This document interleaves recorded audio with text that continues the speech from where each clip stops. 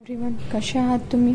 आशा करते तुम्ही सर्व छान असणार. तर चला आज सुरुवात करूया आपल्या भारतीय न्याय संहिता 2023 ला. त्याचा सेक्शन 1 प्रिलिमिनरी विषय डिस्कस करतो, जो IPC चे सेक्शन 1 ते 5 पर्यंत होते. तर हा सेक्शन 1 मध्ये ते सर्व गोष्टी कव्हर करण्यात आला आहे. त्यामध्ये शॉर्ट टायटल, त्याचं कमेन्समेंट आणि त्याचं अप्लिकेशन आपल्याला सांगण्यात आलं आहे. हा ॲक्टला आपण भारतीय न्याय संहिता 2023 म्हणून ओळखू. तसेच सेंट्रल गव्हर्नमेंट जेव्हा ऑफिशियल गॅझेटमध्ये म्हणणार तेव्हापासून हा कायदा इन्फोर्समेंटला येणार, जो 1 जुलै 2024 ला ऑलरेडी इन्फोर्स झालेला आहे.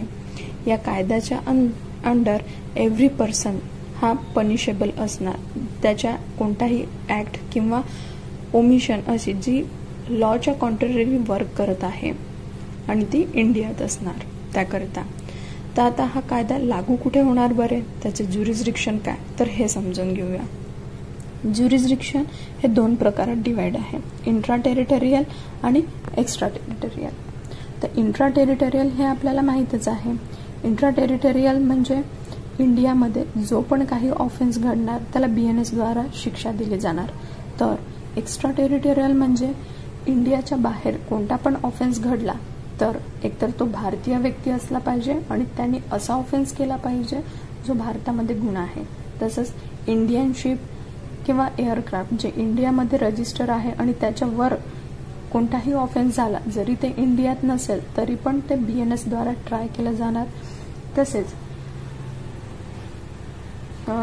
Targeting a computer resources locating in India, तर त्याद्वारा जर समजा कोणताही गुन्हा झालेला असेल तर तो एक्स्ट्रा टेरिटोरियल. तसेच हा कायदा, ही संहिता काहीच अशा ॲक्टला पनिशिंग किंवा अफेक्ट करत नाही जे काय punishing mutiny and desertion of officer, soldier, sailor or airman in the service of government of India or provision of any special or local law.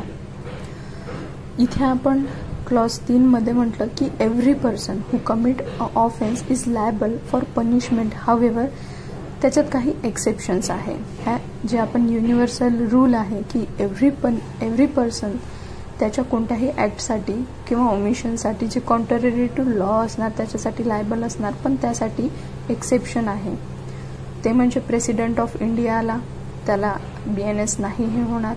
Governor, head of foreign nation, ambassador and diplomat, representative of United nation and. हा संपूर्ण झाला आपला section number 1. Section number 2 यामध्ये सर्व definitions cover केलेलं आहे. यामध्ये act म्हणजे काय आहे, ॲक्ट हे आहे सिरीज ऑफ ॲक्ट आहे किंवा सिंगल ॲक्ट आहे. सेकंडमध्ये काय आहे, ॲनिमल्स म्हणजे कोणतंही any living creature other than human being, कोणतं पण लिव्हिंग क्रिएचर ह्युमन बिंगला सोडून त्याला ॲनिमल म्हणणार. चाइल्ड म्हणजे जो 18 वर्षाचा अंडर असणार तो म्हणजे चाइल्ड. आता ही जी आहे चाइल्डची आपल्याला इथे नवीन अमेंडमेंट दिसते. चाइल्ड म्हणजे कोणताही असा पर्सन ज्याची एज 18 पेक्षा कमी आहे. त्याच्यानंतर सगळ्यात महत्त्वाची डेफिनेशन जी आहे ती आहे 4थी काउंटर फिटिंगची.